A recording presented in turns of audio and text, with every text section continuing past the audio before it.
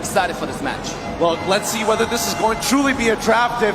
The best of the best have made it up and towards the upper brackets, and Todak, unfortunately, a score down, but they're looking to turn it all around here to even it up against the Kingdom. So let's jump into the land of dawn once again for game number 2. Will RRQ find another point, or will Todak equalize in game 2? Let's see, folks, as I gotta say, hero power, it's quite even here, Assassinate. Mobility, power-wise, crowd control as well, but perhaps that is the department that is RRQ lacking of, crowd control. Yep, look at the mid lane though. Already, Chell and Kadita playing aggressive onto Clay to dominate the mid lane. But Vin was already asserting dominance in Todak's jungle. He was 1 versus 3 in early on into the blue side, getting vision on Lean. Knowing Lean started blue butt, gonna move towards the bottom side. Gonna give a little bit of warning to Harris to play more careful. You can see Harris is hugging the tower. Not really playing too out of the line here, but Chao Yamski is now making a rotation to the top side. Fanny, Hayabusa is more of a battle of the support at this point, but you can see Win is already level 2, where Chao is still stuck at level 1. Yeah, it's a little unfortunate indeed, but let's see how these interactions are going to go, because a lot of the focus seems to be looking towards the bottom side. Harris getting attacked, and Vin himself gets on out of there. Albert hitting level 4, but doesn't want to commit just yet. Trades on both sides, no kills on either. It seems like both teams here trying to poke, trying to give out pressure. And for now, Momo needs to be very careful here. Albert is already on standby. Will he commit to this? I mean, this is a tower dive right here, right? Albert coming in. Oh, maybe he's just go for the go crab. I like what R7 is doing in lane. Because of the lane prior, he was zoning Momo away from the experience. And because of that, Win was getting so much more experience, such a huge lead against the Chao, against the corresponding opposition. And here we go, approaching the first turtle. Hilda is already on standby. Now, this could be the difference maker here, because Grok is already level 4 in comparison to Momo, who hasn't hit it just yet. So it's a wild charge compared to no Black Dragon form as of now, but Yumski going to be starting up the turtle. He knows the jungle is here. He spots out R7. Hilda immediately attacking rival, putting him too low to even contest for him. Bottom side, however, Chiku guys goes for the all-in against Skylar with a blazing duet already on. Chrono Fisher just enough. No, it's going to be rival who makes it there just in time to pick up that first blood and back away. Vin coming in to finish off Chiku guys, holding it off. Is he going to hold him hostage? Yes, he is. Chiku, he finally takes it back. But Vin, he doesn't. He misses.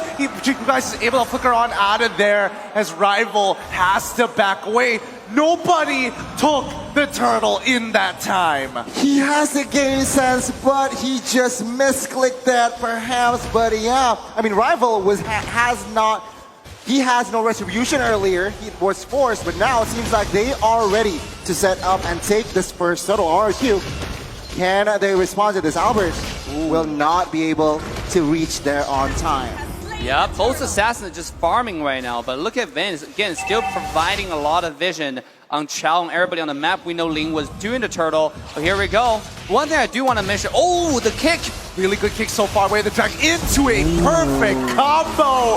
Momo is not going to be in that fight, but Moon securing it. Moonatics out there, very happy. 2 on the board so far, and instantly Chiku guys with the blazing duet to clear the wave. Getting a good chunk onto Skylar for now, but top side already attacked. Shop Residue already keeping Momo alive for longer than he should be. RRQ have to back off. It seems like Todak in the first couple of minutes, they understand that they can go all in towards Vin. They can force and waste all resources to a roamer. Why? Because in the big picture, in the grand scheme of things, they have more crowd control. So they can perhaps more team fights to force RQ in a tough position, it seems like. So we'll see here. First 4 minutes, it's still Todak leading with a 1,000 gold lead. Absolutely. You can see Chao finding those Way of Dragons, finding those decisive engages, and that might be the difference maker. Plus, Chao and Kadita is one of the most deadly combo in the entire game. One kick, you can do 1 kill.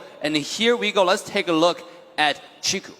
My God. I'm sorry, I'm just shocked. I didn't expect it to have the highest kill in M series. In total, 225 is very impressive, but now Vin is about to put his own statement as they dive onto the bomb side. Chiku, guys, with the blazing command, the OE shadow kill. The shield was not enough. He ends up going down. A successful dive coming in from RRQ, requiring 4 members to complete. He is just trying to clear the wave, but he has to pay the price as well. Rival, though, a very good rotation coming from this guy that he is able to find jungles. But anything stood out for you, Assassin Dave, from the emblems?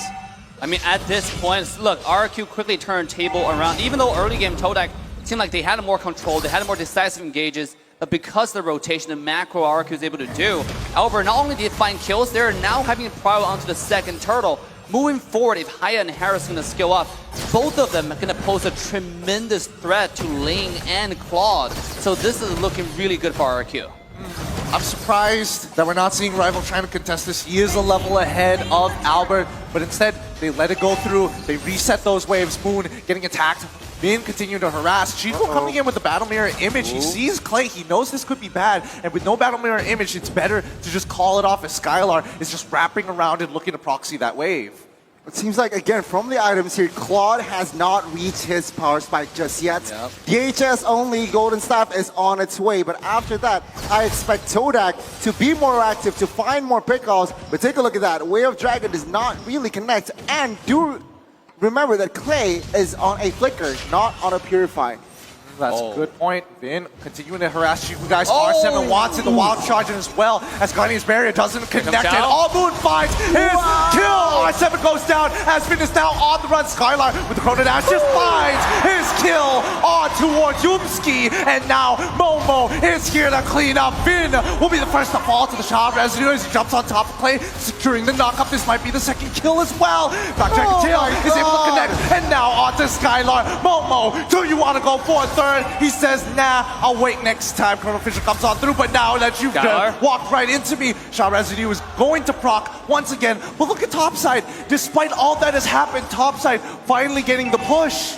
What is going on? Momo is unstoppable. RRQ, they dominant, but R7 catches Kiku, and my goodness, it was a solo kill on towards the gold laner. That's why High and Dry do not disrespect the Grok. Yeah, the physical damage Grok coming off online, and we mentioned it yesterday, how disgusting this character can be once you get the core items like the Blade of Despair, like Blade of Have to Cease. And R7 right now is popping off. He can one-shot a Claude at any time he wants, including Moon, before Moon even popped the passive. Does this mean we're expecting to see Winds of Nature first item build? Question mark? Maybe, but Yumski on the other side already secured Dreadnought. So again, it will negate the damage from Alberttt and as well as Vin. Also, R7. But we are seeing now RRQ setting up. Flicker to no. The real one manipulation comes out just in time, and Momo is now here to help. Clay is dead, and Rival is popping off. He's jumping through, but Momo continuing being the consistent source of damage. He's already found his killing spree. He finally dies to R7 at the end of the day, but the damage has been done. 2 for 2 trade. And now Rival once again in that 1v1 against Alberttt. Shadow kill. He passes it over to the turtle, forcing him to take his quad shadow out of there. Skylar still wants as he drops down the Chrono Force. Moon ends up dying before he could lay waste on the enemy jungle. Turtle falls into the hands of RRQ. RRQ with the favorable trade. They got the neutral objective, and finding Moon was a very, very crucial kill. Now, 5-minute, 8-minute item checks. Assassin Dave, what's going on? At this point, you can see Hayabusa already ramping up, having the Hunter Strike, going for the Blade of Despair. This guy's 1,000 gold ahead. Just a minute ago, he was about like a few hundred gold behind. So because one team fight, he's able to find those good kills and beautiful placement on skill 2 on the Quad Shadow. Right, hiding in the bush. I don't think the Moon saw that coming. Here we go. Here comes the kick once again, but the real world manipulation as well as Chrono Fisher has been dropped. The Salmon Forest, can he get out of there? Skylar's still alive, but it's a little too late. They fight 1 for 1v1 trade. And the Petrify coming in. Skylar got hit again. He gets locked and he's gone. And the quad channel onto Rival, securing his kill. It's too much damage. Unstoppable. R7 not even participating in the fight. A 4-for-3 trade in favor of RRQ. The birthday boy does it again, and now Momo in a 2v1 situation with the passive sustainable. And my goodness, he almost won that trade. Momo's life for hire protects the wave and still protects the tier 1. Momo is absolute monster at this point. He is building damage. He just finished Hunter Strike.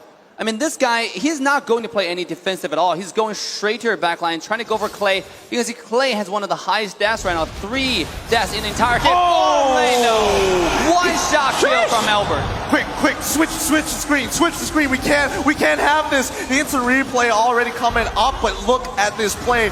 Oh my goodness. I mean, the fact that Momo was able to get away with so much is pretty incredible, but Alberttt is now hitting critical mass. We saw that one shot earlier. It's going to happen again. I mean, at this point, right, RRQ, they are just having fun. It's not over though. The Lord now has spawned RRQ again, looking for a setup. 4-man rotations in the river area. Can Todak smell this? Because if they overextend RRQ, they will punish you. And as of now, the tempo and pacing has gone down slow yet again. You gotta give credit to Todak for, despite the pressure, they're playing Verver tight and Verver close together. Oh, look at the team fight here in melee. Oh, he's breaking out. Kadita has already found the kill on towards Vin's side, but Yumski does not find the angle for the way of the dragon. Alberttt jumping in with the quad shadows, but here comes Jiku, guys, with the blazing duet. Real world manipulation is out, but Momo, does he want to press the advantage? No, it's too close to the tier 1, but R7 says hello, as his power of nature is going to deter Moon from getting any closer. Very clean execution and setup from both teams. No casualties just yet though, only Vin. But now it seems like both teams, they are focusing on that Lord. With the man advantage, Todak will have a slight edge. But even so, RRQ, they are not letting this Lord for free. No, back to what I was saying regarding Todak, you gotta give them credit for playing so careful and so organized. The Chao Kadita combo has proven to be very, very effective. Every person they find is the kill. It's very, very brutal and deadly. That's including Vin, the tankiest character in the entire game right now. Even Vin have to respect this combo and play more safe at this point.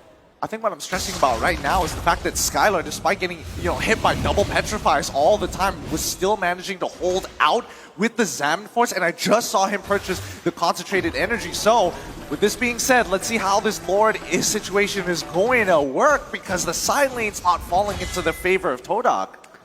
The way I see it, I mean, Yumski, he has 3 targets, right? Either Alberttt, Skylar, or Clay. But please keep in mind that Skylar has Purify, so that just eliminates from 3 to 2. Alberttt quite hard to catch, and Clay is perhaps the only viable target for Yumski to catch. Other than that, it's just, I guess it's not really relevant, but teamfight perhaps will go ensue now. Yeah, again, as Assassin Day mentioned, just really organized coming in from Todak. They're really not pressing or forcing this. Oh, wait, Moon, Jiku are in prime position. Could they actually find the flank here as Momo is coming in with a Black Dragon form? No, RRQ take very safe paths back into their jungle here, as now they look to press. They do notice where Jiku and Moon is. The plan has been dropped, a rival making his way down to the bot side to get some more pressure. And that's the power of Link, right? Like when it's in a stall, when it's stalemate, Link can always go to the side and split push. But this is RRQ taking advantage of this split push and starting the Lord. It's already getting low. Real world manipulation is down. Kadita uses the rough play.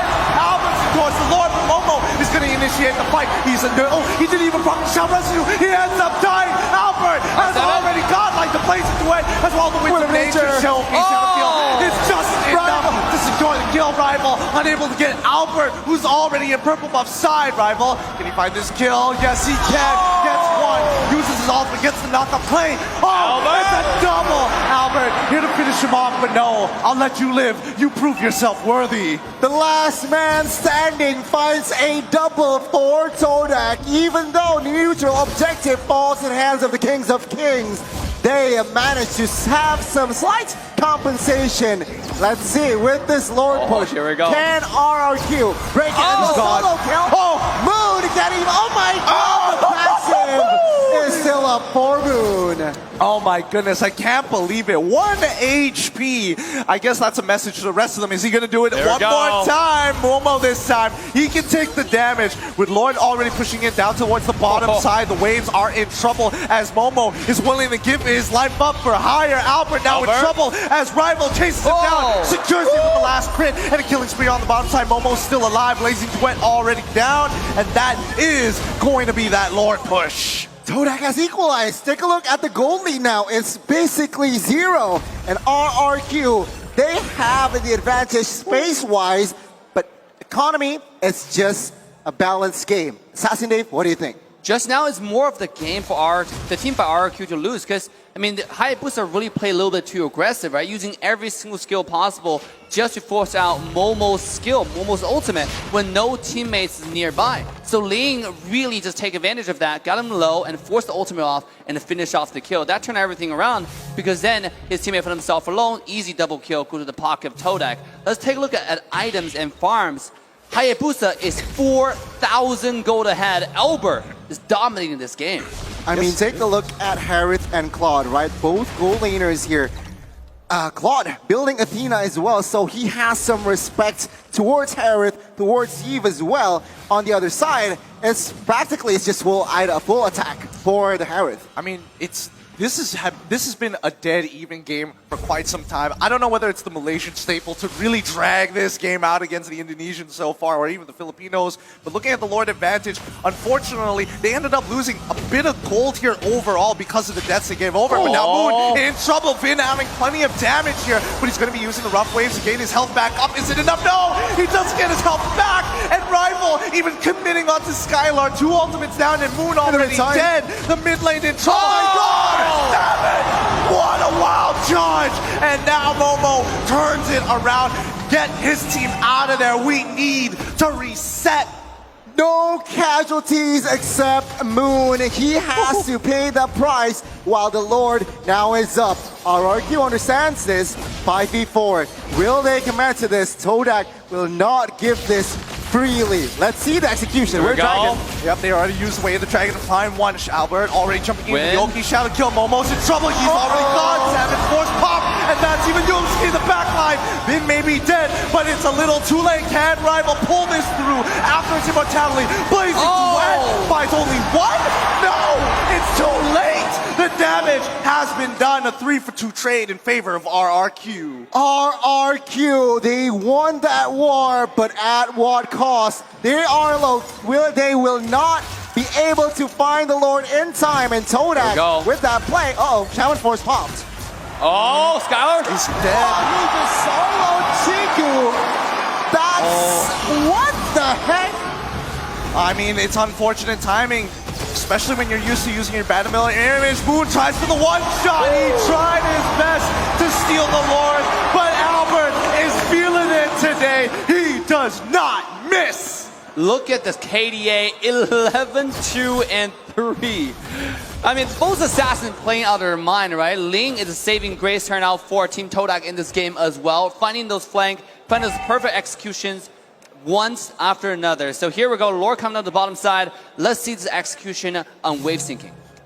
Things are not looking good here. Rival securing that EHS, but is it too late? With the Lord marching bot side, RRQ will grab the advantage here in the jungles of Todak. But remember, this is already the Luminous Lord, so perhaps if Todak makes a mistake, RRQ can end game 2. Perhaps here, but now with the waves already pushing on in, Yumski looking for a flank, looking for opportunities, the Magic Sentry as well to look at what's going on towards the orange, but Vin is just chunking down Chiku, almost about to solo him as well. Winter Truncheon purchase onto Clay, but here we go. Inhibitor turns in trouble. Salmon Force has already been popped as Yoki Shadow kill on the middle lane. Rival in some trouble. He's got no way to escape. Oh my God! Looking to secure Finch points. Gets him out of there. Places the way for the back line. Chiku flickers into the middle of that fight. Yoki Shadow kill doesn't even connect as well. He's got nothing left. Clay with 1 HP. Walks away. And Momo pays for the sins of his brothers.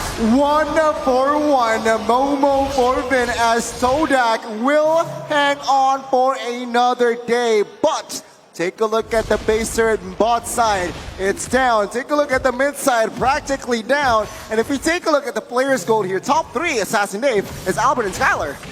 Alberttt and Rival going toe-to-toe right here with the total farm. Seems like Rival is really doing a fantastic job keeping the farm despite the pressure on their team. But really look at a map. The mini-map is what's important right now. Entire map is going to the favor of RRQ. They still have 3 high ground towers and 2 tier 2 towers, whereas Todak's practically down to 1. So the next push, if they get the Lord, get the pressure on the bottom side, and that might just be the game, the match point for RRQ. I mean, let's look at the Lord advantage, right? Previously, they lost gold. Now they're actually gaining a significant amount. But at this stage of the game where they're already breaking the 62K mark, does it even matter? Is it enough to actually switch out those immortalities for Winter Truncheons? Maybe. I mean, Immortalities and Winter Truncheon, they are crucial at this stage. Remember, get in 20-minute mark. Yumski, about a brute force, perhaps to add more movement speed. But again, with the composition, it's just... Yeah, he needs to target Clay, and mid-turret will fall. Now, Lord will be up in the next 5 seconds. Will Todak? Todak has to contest this. Not sharp there, unfortunately, but let's see how they set this up. RRQ, once again, you're expecting Vin to open up the map. Yumski as well, playing the exact same role. And they contest this. R7 actually getting a good chunk onto the back line. He knows everybody's in the mid lane. So now, RRQ is more confident. Yumski hitting the third hit of G-Kundo. Good knock-up for now, but that doesn't really change the game. Moon looking for the flank, looking for an opportunity, but RRQ wants to finish this in one felled swoop. So they have to play it slow. They have to think. They have to push out the mid lane as Chiku guys and Moon continue to do so. Here it's slow, but the Lord is getting lower by the second, and Momo is gonna force the situation. Chiku out of the fight, Rival out of the fight, but down by bot lane. We see Todak on the run. They've lost one of their members, and now they have no conditions to actually contest this Lord. They're out of here, but Alberttt doesn't want to give this up just yet. Did he notice? Yes, he does. He sees Kadena. The rough waves already being used to get on away. Quickly, something must be done. Clay's flickering forward. He wants to solo Moon all by himself, pushing him away from the Lord. G-Kundo being used, and Moon is going to go down. 2 for 1 trade so far, but Momo trying his best to protect him. Yumski should be able to die, but the Blazing Duet comes out to no avail. Skylar still holding on with his Salmon Force, and that is going to be it. Another slowly but surely, one more falls, trading evenly 2 for 2. Chiku's still alive. The Kings of Kings, they had shown their statement here in Game 2. With the Lord now in their hands, they are looking for an end. Todak with just 3-4 men now defending. Can they defend this one? Get in. Things are looking bleak for the Malaysians. Let's see. They're going to force the initiation again with the Salmon Force already being popped out. Blazing Duet is coming out through. He's getting chopped. Link already with the ultimate real one manipulation. Comes late to catch on 3. Momo still with the Town Rescue holding on just strong enough. But the Lord is on its way, and the members are low. Skylar can't get back into this. Do they just let go? Now with 5 men, with the Lord now, let's see. 6v5, RRQ. R7 in the middle of it all while their carry has just gotten out of there. Skylar's not there. Alberttt is going to do it by himself. Shot residue proc over the shit. Already with the quad shadows, he's out of there. Okay, Shadow Kill gets spreads out way too much with the wave. Nothing RRQ can do, but they've got all the inhibitor turrets, all the gold. Todak, they can breathe for another 5 minutes. It seems like. Assassin Dave, what can you read? I mean, at this point, Todak is pulling a fantastic defense, actually. Losing when proven to be the crucial element for RQ9 would end the game right there. But again, with all 3 lanes, high ground tower being taken down, the entire base of Todak's vulnerable, RQ, what it can simply do is just sink in the wave in unison, have all 3 super wave crash in the base at the same time, and try it one more time. Because at this point, Hilda is gonna be very, very tanky in the front, right? He's not really afraid of the one-shot combo coming from the Chow, coming from the Kadena anymore. And you can see everybody, let's see how many immortality we have on both sides. It seems like Rival has it. On Team Todak, we also have Chow has it as well. There's 2 immortality versus 1 immortality come from RRQ. This is actually pretty risky for tower dive. Yeah, I mean, what also pops out in my eyes is Grok. R7 building 2 BODs and also respecting with the magic power for Moon. He builds also that Athena. Now, It's just a matter of patience here. Get in. R7. Well, I don't think anything's going to happen. I think it's too risky to die now. It's like 24 minutes. Your death timer is like almost a 70 minute at this point. I think it's already 70 seconds. 70 seconds. Oh, boy. Oh, here we go. Lord advantage from the previous one. Only 1,000 earned, but so far with no inhibitor turrets, Todak at the disadvantage and has to continuously just maintain, do the housekeeping of these waves. Yep. The goal difference at this point is not really important. What's important is how many immortality, how many lives do you have. One more immortality, so you're like one extra player. You can kind of like that. And in this case, Todak, the reason why they're doing such a good defense is because they have so much immortality coming up. And here's a last Lord. Whoever positioned better for this one is going to be the winner of this game. To be honest, even though Todak is looking like they're really, really behind on macro side on the minimap, but if they're able to win this fight, they can end the game in one push. Right? Yeah. Let's see how they play this out. All right, deep breaths, everybody, because this could be it. R7 holding down towards that bottom side, making sure that they're going to start this push. RRQ, smart moves. They understand this Lord is not going to be as important for them compared to Todak, but now R7 in some trouble. He's going to back away. Two-Bladed Despair is more than enough with the passive, calling in for the rest of his team. He wants it. They want it. He's going to be running on forward. You guys doesn't have the battle mirror image. Skylar is going to be dropping down that Zapper. Chico's in trouble. He clears the way. He gets on out just in time. He's poised to attack as many people as possible. They're all dead without Chico. What can they do? RRQ is going to start opening it up, and Yumski and Moon just trying to slow them down to buy any time possible for Chico to get back up. Oh, the timing. RRQ now. Moon sets someone misses. No. Oh, he has a Brain of Bronze now. Rough ways as a defense, but now take a look at the damage. Clay will secure the kill. There's nothing you can do. The Salmon Force is just way too much and comes off a cooldown way too fast. This is the pressure's onto Todak, and RRQ knows that better than anyone else, right? They're playing this really, really patiently. We don't have to do the Lord. Right. And speaking of that top side, one more kill coming up. Well played to RRQ. The guerrilla warfare is too good, and Rival ends up falling to the hands of the Kingdom as they slowly close on in. No Lord, no problem. We've got the minions, and now we're running on through. Momo has to fall. Immortality bolts on through, finds 3, but it doesn't really matter. At the end of the day, RRQ Hoshi takes game number 2. GG, well played. It's gonna be 2-0 for RRQ. The Kings of Kings are at match point, looking to hold on in the upper brackets. Ladies and gentlemen, Team Hack yesterday was in the similar situation, 2-0 down. Can Todak replicate yesterday's game? I mean, against a giant, against a team so disciplined like RRQ, it's going to be an uphill battle for sure. The execution was flawless. The planning was extensive. Look what